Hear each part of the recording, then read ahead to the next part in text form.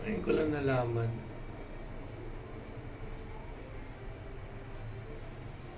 Kain pala ng ipis yung butiki.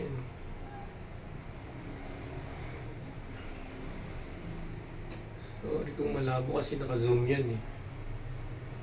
Umagalaw-galaw pa siya oh. Naka-steady lang yan, kanina pa yan.